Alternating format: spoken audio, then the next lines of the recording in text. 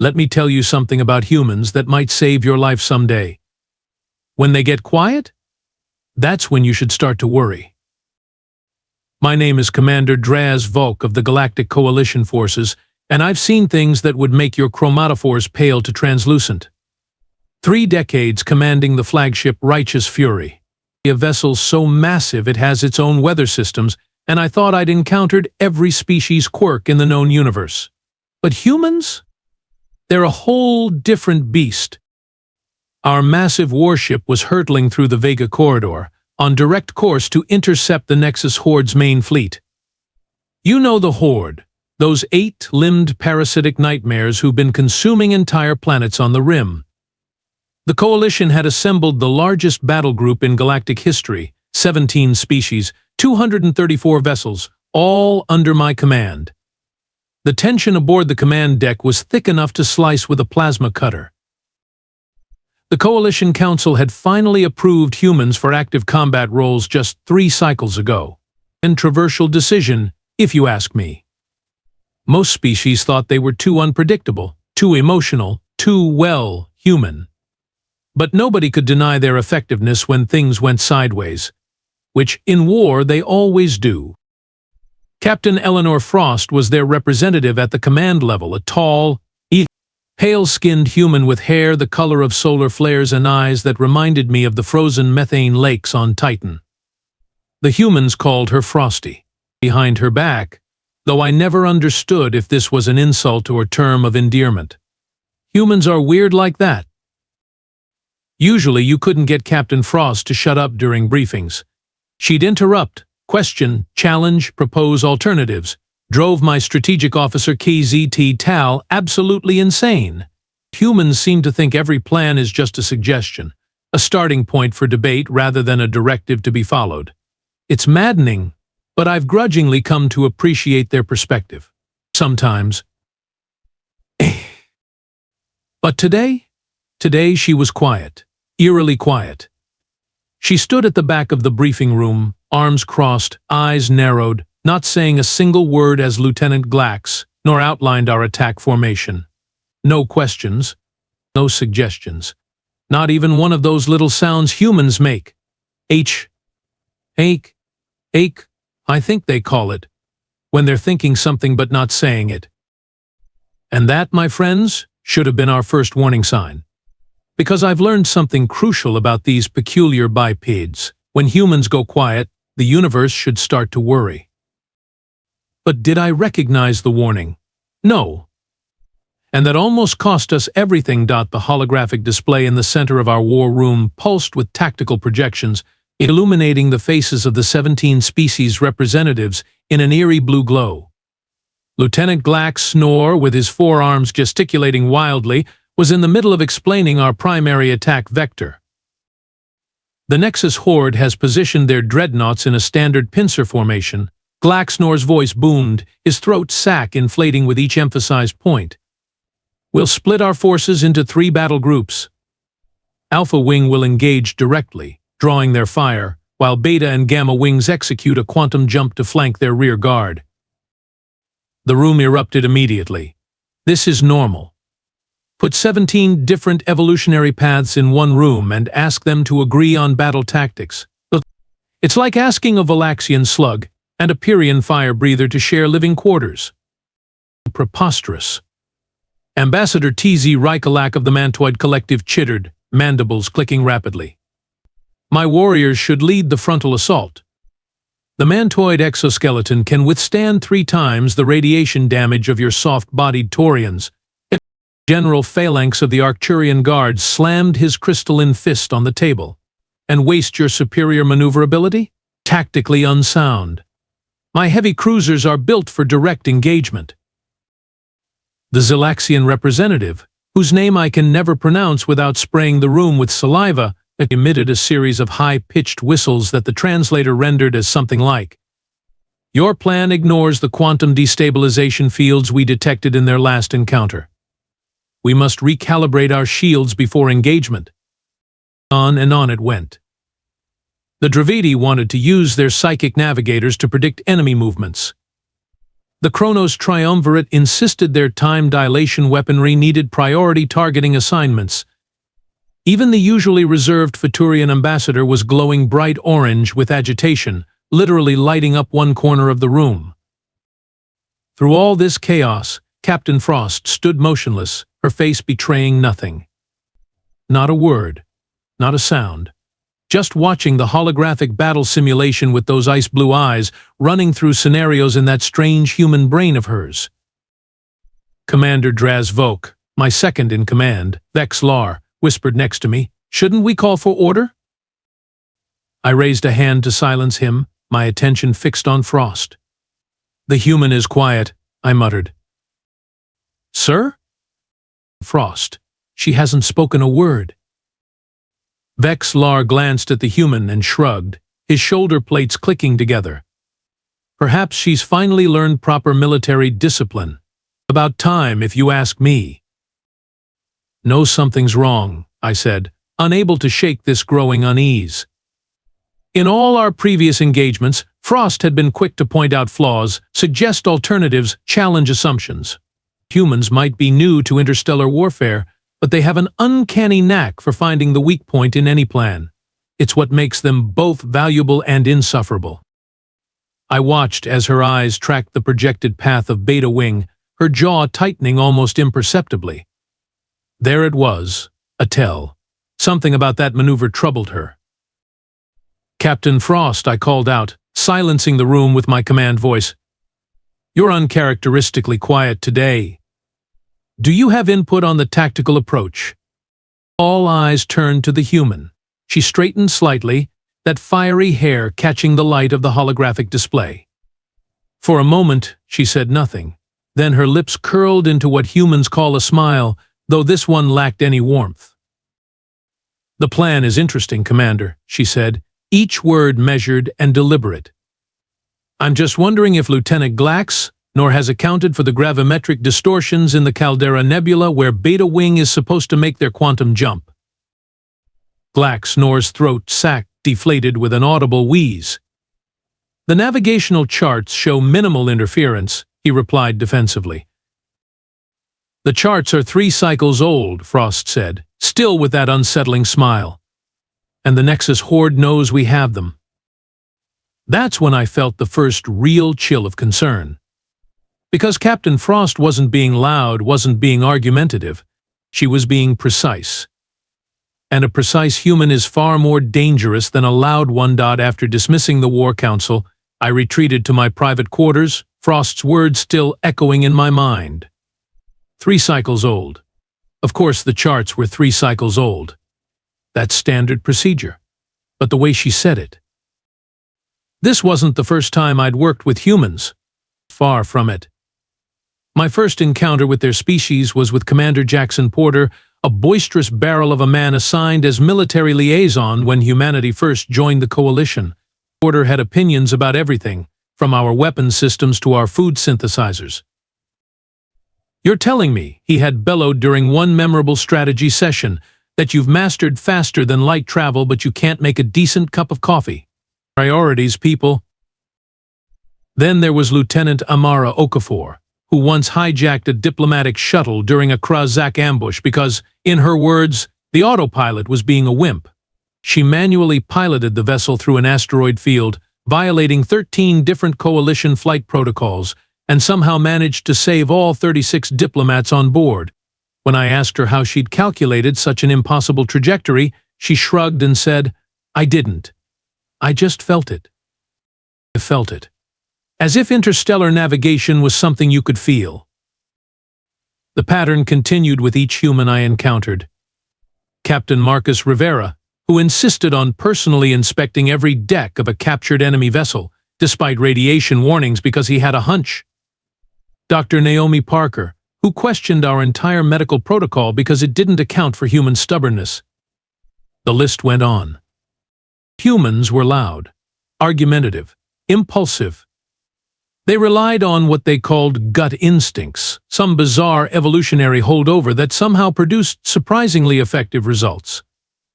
They made decisions based on incomplete data, emotional responses, and inexplicable leaps of logic. but they were never, ever quiet. There was that incident at the Battle of Proxima Centauri. We had a human tactical officer, Lieutenant Kai Tanaka, who wouldn't stop proposing alternative approaches during the entire engagement. He questioned every order, suggested modifications to every maneuver, to the point where I nearly had him removed from the bridge. But then the enemy deployed a new weapon type, a chrono-displacement field that froze 3 of our destroyers in temporal stasis. In the stunned silence that followed, Tanaka barked out a reconfiguration of our shield harmonics that, against all scientific reasoning, neutralized the effect. When I asked him later how he'd known what to do, he shrugged and said, "I watched a lot of science fiction as a kid." Science fiction, entertainment, fantasy. These were the foundations of human tactical innovation. So when Captain Eleanor Frost, a human with one of the most impressive combat records in the Coalition, stood quietly during a briefing, offering only the most minimal observation about chart data, all my instincts screamed danger. The more I thought about it, the more concerned I became.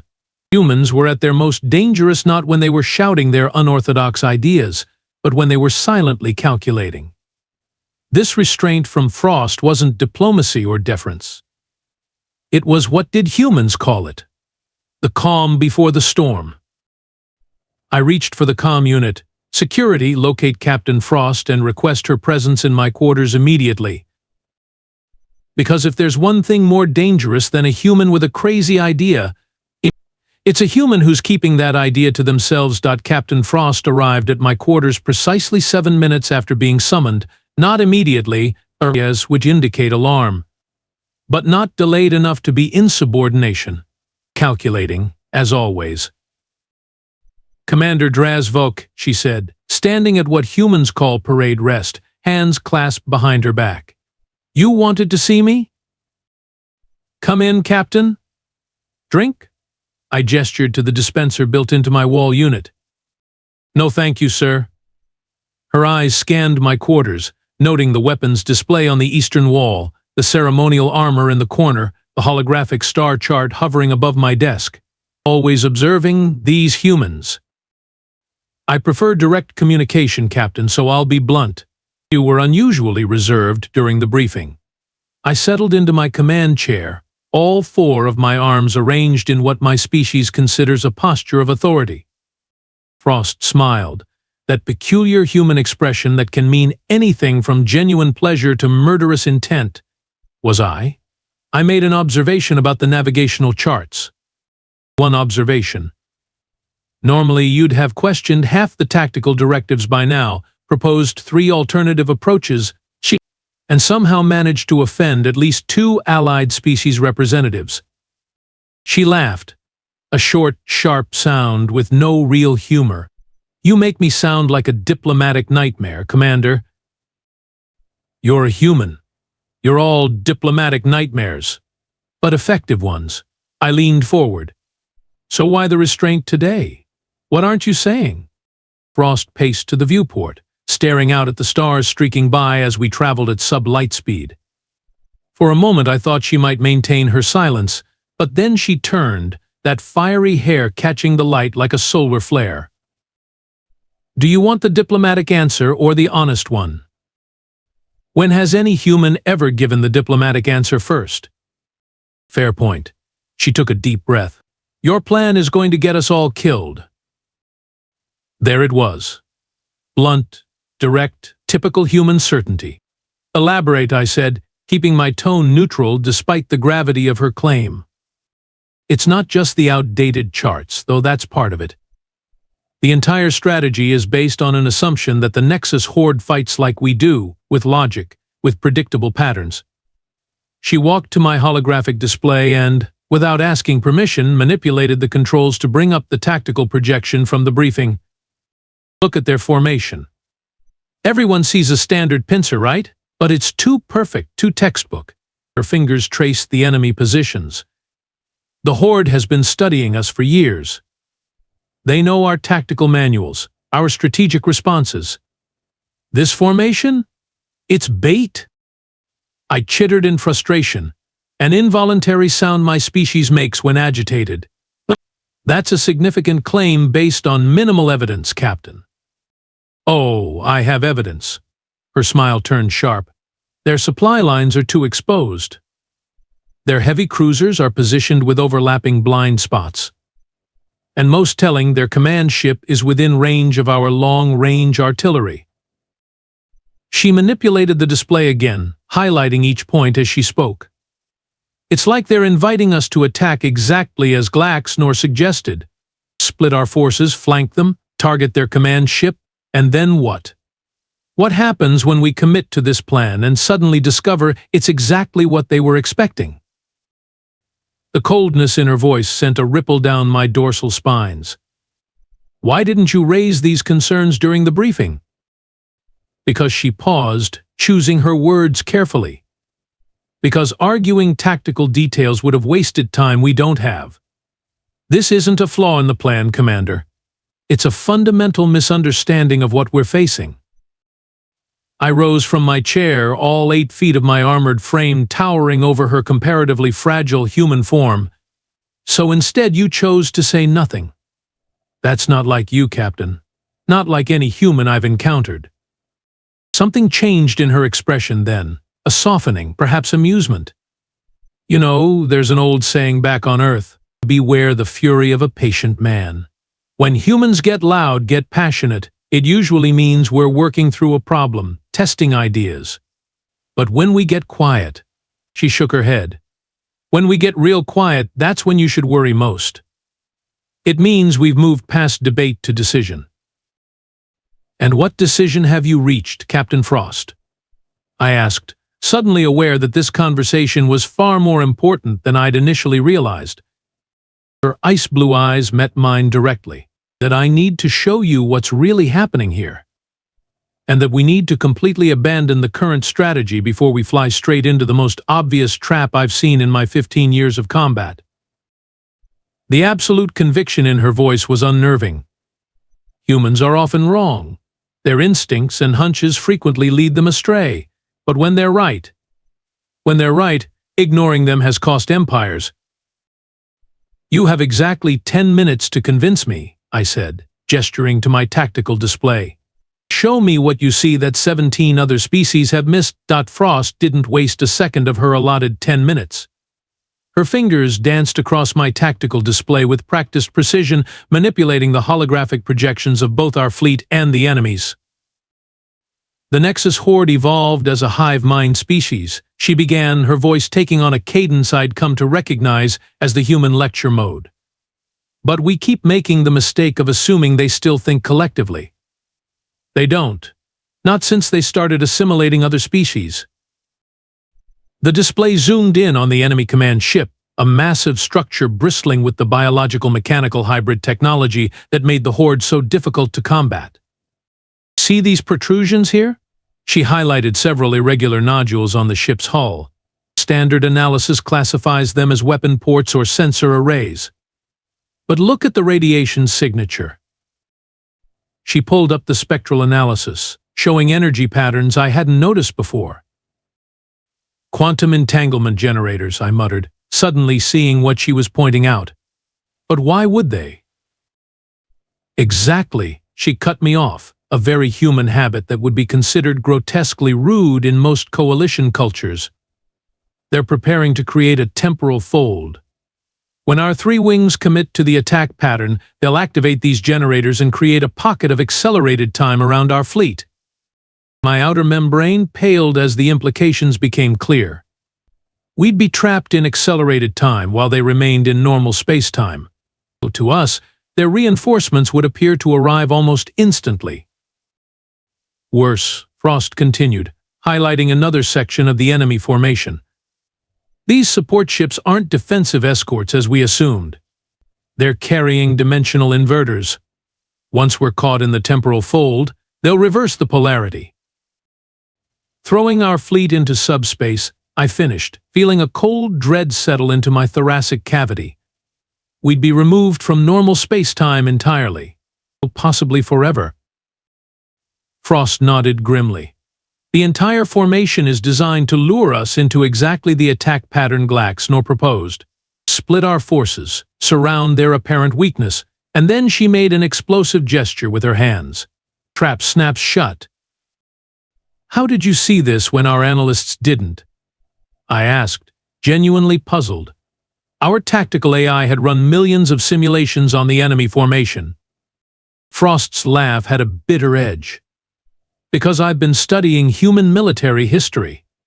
This is the Battle of Cannae all over again, a battle from ancient Earth where Hannibal deliberately weakened his center to bait the Romans into a double envelopment, then crushed them from all sides. It's a trap so old, so basic to human warfare, that we recognize its pattern instantly. Your computers were looking for technological tricks. I was looking for psychological ones. She straightened up, fixing me with those cold blue eyes. There's another saying we humans have, the loudest person in the room is the weakest. The Horde is practically shouting at us with this formation, showing us exactly what they want us to see, practically inviting the attack pattern your lieutenant proposed. I stared at the display, seeing the enemy formation with new eyes. What had looked like standard tactical positioning now appeared as an elaborate web, carefully crafted to ensnare us. The apparent vulnerabilities, the exposed command ship, the seemingly optimal flanking opportunities, all bait. In human terms, Frost continued, they're showing us the cheese while hiding the trap. Why didn't you point this out during the briefing? I asked again, still struggling to understand the human's restraint. Politics, she said simply. Galactic nor proposed the plan. Publicly shooting it down would have created resistance. Some would have defended it out of pride, others would have taken sides based on alliances, and we'd waste hours debating while the Horde moved into position. She shrugged. Figured it was faster to convince you privately. In that moment I understood something profound about humans. Their chaotic, emotional nature wasn't a weakness as many in the coalition believed. It was an evolutionary strategy, unpredictability as defense, emotion as fuel for innovation. And their silence? That wasn't submission or agreement. It was the predator's focus before the strike. 10 minutes are up, Captain, I said quietly. What do you propose instead? I called an emergency meeting of the War Council 20 minutes later. The mood in the room was tense. Disturbing established battle plans hours before engagement is not standard coalition protocol. Several species representatives were visibly agitated. The Mantoid ambassador's antennae were twitching rapidly, and Ambassador T.Z. Reikalak's mandibles were clicking in a pattern that my translator rendered as profound annoyance. Commander Draz'Vok, General Phalanx rumbled, his crystalline form glinting under the harsh lights, this is highly irregular. Our forces are already moving into pre-battle positions. I understand your concern, General, I said, taking my position at the head of the table. But new intelligence has come to light that necessitates immediate revision of our tactical approach. Lieutenant Galactic's throat sac inflated with indignation. My plan was thoroughly vetted through 17 simulations. The statistical probability of success was calculated at 78.3%. Statistical models, Captain Frost said quietly from beside me, only work when all variables are known. All eyes in the room turned to the human. I gave her a slight nod. With Commander Draz'Vok's permission, I'd like to present an alternative analysis of the Nexus Horde's formation, she said, stepping forward to the holographic projector. What followed was the most concise, precise military briefing I've ever witnessed from a human. No tangents, no Earth analogies, no emotional appeals, just cold, hard tactical analysis. She highlighted the quantum entanglement generators, the dimensional inverters, the temporal trap waiting to be sprung. She pointed out the psychological warfare aspect, how the formation was deliberately designed to lure us into the exact attack pattern we had planned. In essence, she concluded, we were about to do exactly what they expected. And in warfare, predictability is death. Silence fell over the room as the implications sank in. The Xylaxian representative was the first to respond, emitting a series of low whistles that translated roughly as, "The human's hypothesis aligns with anomalous radiation readings our sensors detected but deemed insignificant." Preposterous. Glax nor sputtered. Captain Frost has no evidence that these are quantum entanglement generators. They could easily be standard weapons arrays. Standard arrays don't pulse in synchronized patterns across 9 ships simultaneously, Frost responded, her tone neutral but firm. And they certainly don't create micro-fluctuations in the space-time continuum. The Draz'Vok representative, a pale, slender being with eyes that seemed to see beyond normal space, nodded slowly. Our psychic navigators sensed disturbances when scanning the enemy fleet. We attributed it to neural interference, but temporal distortion would explain the sensations they reported. One by one, the resistance crumbled as each species representative recognized elements that supported Frost's analysis and data points they had individually dismissed as insignificant, but which, taken together, formed a compelling case. "So what do you propose instead, Captain?" General Phalanx asked, his initial hostility replaced with cautious respect. Frost smiled, not the tight, warning smile from before, but something more genuine. Something they won't expect. She manipulated the holographic display, creating a new formation. Instead of splitting into 3 groups as they anticipate, we maintain a single unified front. But we create a false signature of division. "Phantom fleet projections," I explained, picking up her thread. "We'll use our holographic emitters to create the illusion of our 3-pronged attack, while our actual fleet makes a single, concentrated push through this corridor," Frost finished, highlighting a narrow approach vector. "It appears to be heavily defended, but those are automated defense platforms with minimal crew. The Horde's actual forces are positioned to spring their trap on our now non-existent split fleet." The Chronos representative, a being who existed partially in multiple timelines, leaned forward with sudden interest. "And if we deploy our time dilation weaponry against their temporal generators? The feedback loop could disable their entire trap mechanism," Frost confirmed with a nod. The room erupted in discussion, but this time it was different, coordinated problem-solving rather than competing agendas. The ideas flowed rapidly as each species contributed their specialized knowledge to refining the new approach.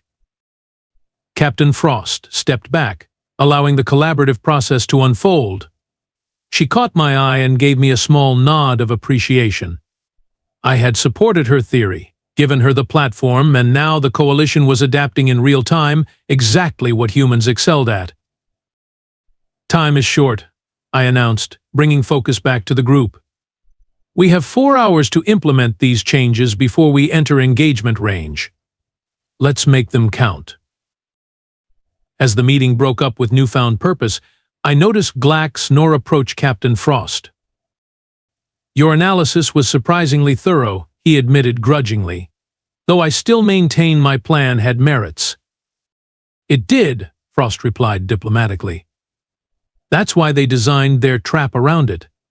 The best traps always bait with something desirable." Glax Snore's throat sac deflated with a sound that might have been a chuckle.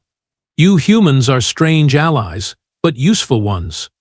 I will adjust our approach vectors immediately." As he walked away, I moved to Frost's side. "Well handled, Captain." She shrugged. "Sometimes the best way to be heard is to wait until people are ready to listen." "Is that another human saying?" I asked. "No," she smiled, that predatory gleam returning to her eyes. "Just something I learned from watching the Nexus Horde make the same mistake over and over, underestimating their opponents. Battle is never silent, even in the vacuum of space. The comm channels flood with tactical updates, status reports, and sometimes too often the final transmissions of those who won't return. The bridge of the righteous fury hummed with controlled chaos as we engaged the Nexus Horde. Phantom fleet projections at 100% coherence, reported Lieutenant Mira Zim from the tactical station. Enemy sensors are registering them as solid contacts. On the main view screen, our holographic decoys, perfect replicas of coalition battle groups, executed the original three-pronged attack pattern, hundreds of false ships, moving exactly as we would have moved under Galactic's plan, while our actual fleet maintained formation behind a small moon in the Caldara system.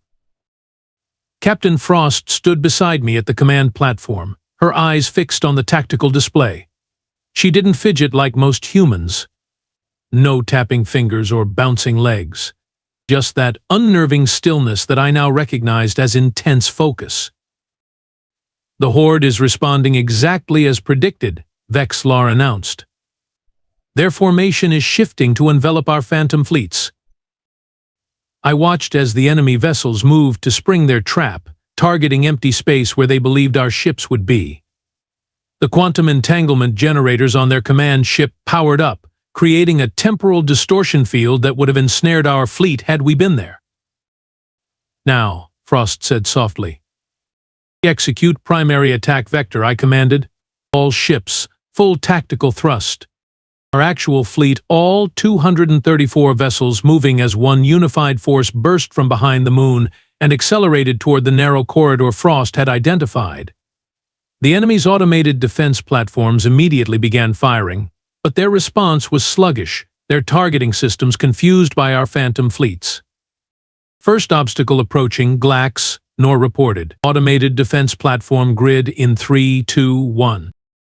The Coalition's forward vessels unleashed a coordinated barrage of quantum torpedoes. The defense platforms erupted in silent explosions, clearing our path. Projection successful. The Zalaxian tactical officer whistled. Enemy command ship is still focusing temporal weapons on Phantom Fleet Alpha. Everything was proceeding according to plan, which, in my experience, is exactly when things go catastrophically wrong. Commander. Vexlar's voice rose in alarm. New contacts emerging from the nebula. Nexus reinforcements. A swarm of smaller Horde vessels appeared on our flank, hundreds of them, like insects boiling out of a disturbed nest. They hadn't been in our scans or intelligence reports. "They've hidden a reserve force in the nebula's radiation shadow." Glaxnor's throat sac pulsed with alarm. "Our flank is exposed." The bridge erupted in urgent cross-talk as tactical officers calculated new firing solutions. The Mantoid representative chittered in distress. General Phalanx demanded we divert our heavy cruisers to defend against the new threat.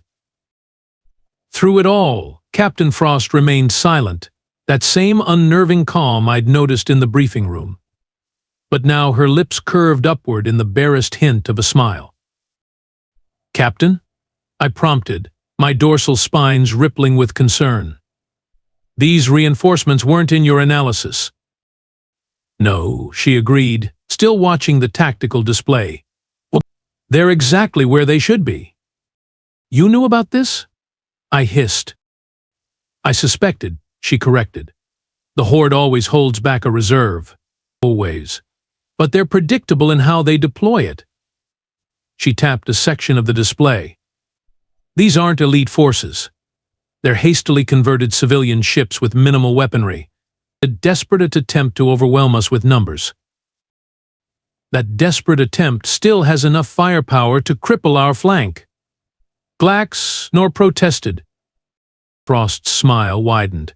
"Only if we react exactly as they expect by diverting forces to defend against them." She looked up at me. "Commander, maintain course and speed? Ignore the reinforcements." "That's suicide?" The Chronos representative objected. "No," I said slowly, beginning to see her logic. "It's bait within bait. They want us to split our forces now, to weaken our main thrust." I turned to the communications officer. "Signal the Futurian light cruisers. Execute contingency Helios." Captain Frost had insisted we prepare for this possibility.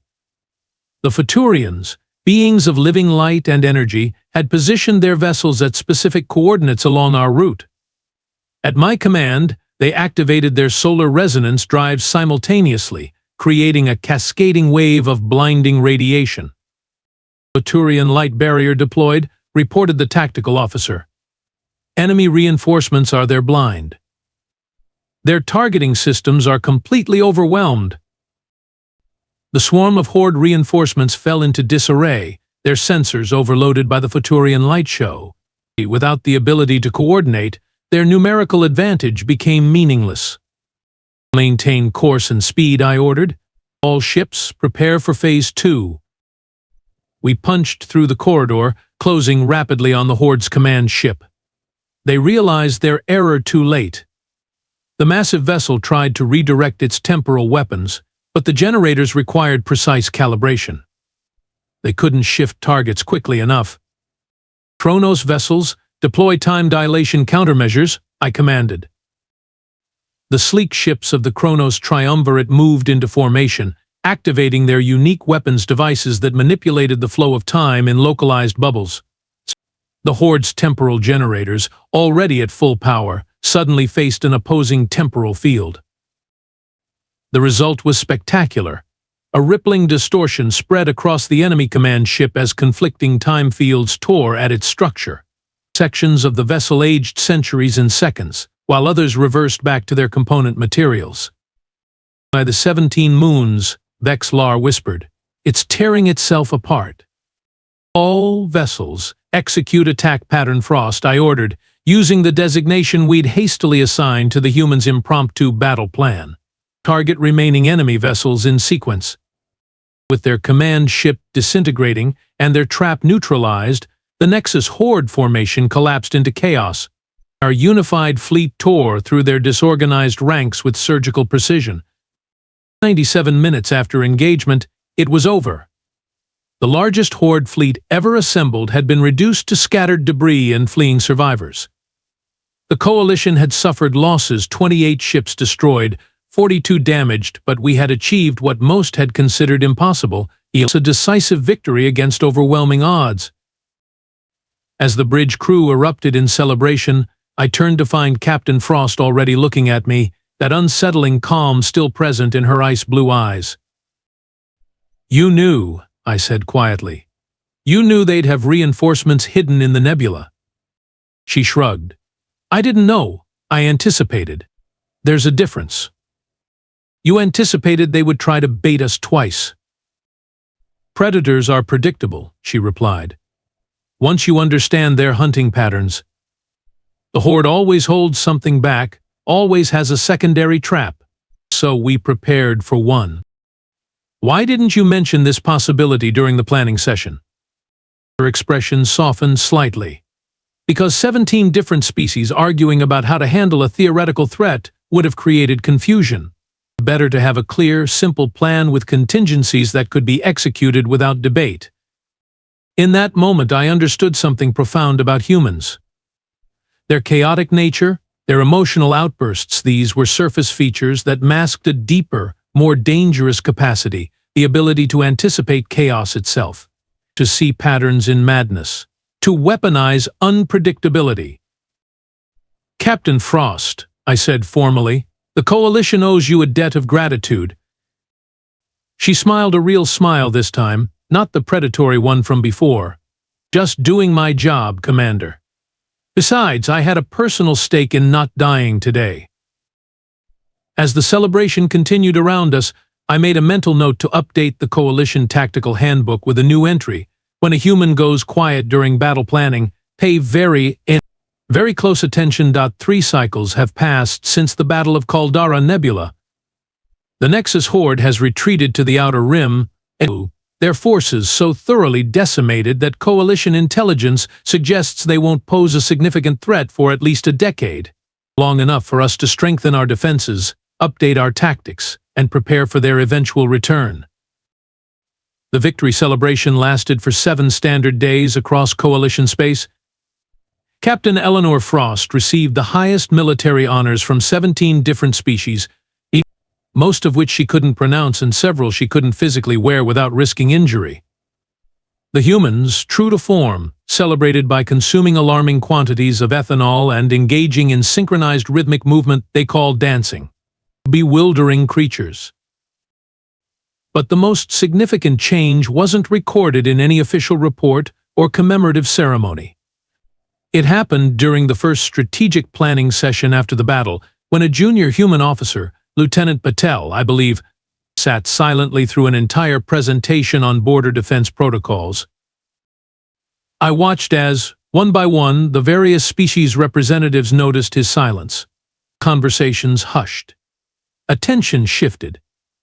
Finally, Admiral KZ Tal, a notoriously impatient Taurian, actually stopped mid-sentence to ask, "Lieutenant, you seem contemplative. Do you have input on this matter?" The human appeared startled to be addressed directly, but then outlined a subtle flaw in the proposed patrol routes that nobody else had noticed. Not dramatic like Frost's insight, but valuable nonetheless. It's become something of an unwritten rule now, official enough that I've heard it repeated in various forms across the fleet. When a human goes quiet, everyone listens. Yesterday, I found myself in a diplomatic reception with representatives from 3 newly admitted species to the Coalition. As is customary, I was sharing tactical insights from our experiences. When I reached the part about the importance of recognizing behavioral cues from different species, a Verdanian ambassador, their species being new to interstellar politics, asked me what insight I considered most valuable from my years of service. "Watch the humans," I told them, my mandibles clicking in what my species considers wry amusement. "Not when they're loud, anyone can notice that. Watch them when they go silent. That silence has saved more Coalition lives than all our advanced weaponry combined." The ambassadors seemed appropriately impressed, though I could tell they didn't fully understand. How could they? They hadn't yet experienced the particular dread of watching a normally talkative human suddenly fall quiet during a tactical briefing. Later that evening, I passed Captain Frost in a corridor. She'd been reassigned as Chief Tactical Officer for the entire 7th Fleet, the youngest being ever to hold such a position. She nodded in greeting. "Commander Draz'Vok, heading to the strategic planning session?" "Indeed, Captain. Will you be presenting today?" She smiled that mysterious human smile. "No, just observing." I felt my dorsal spines involuntarily stiffen. "Should I be concerned about your silence, Captain?" Her laugh echoed down the corridor, that genuine human sound of amusement that still confuses most Coalition species. "Not today, Commander. Today I'm just learning." As she walked away, I couldn't help but reflect on how quickly perceptions change. 3 cycles ago, humans were considered the Coalition's most chaotic, unpredictable element, diplomatic nightmares with useful but erratic tactical insights. Now they're considered the most terrifying strategists in known space. Not despite their emotional nature, but because of it. Because only a species that understands chaos can truly anticipate it. Only a species familiar with traps can recognize them so readily. And perhaps most importantly, only a species that values speech so highly would understand the true power of deliberate silence. I've updated my personal log with a new entry, one I suspect will become standard training for all Coalition commanders in the coming years. When facing an enemy, be wary of the weapons you can see. When working with humans, be most attentive to what they don't say. For in human silence lies either your salvation or your doom. But personally, I've added one final observation and pray to whatever entities you worship that the quiet human is on your side.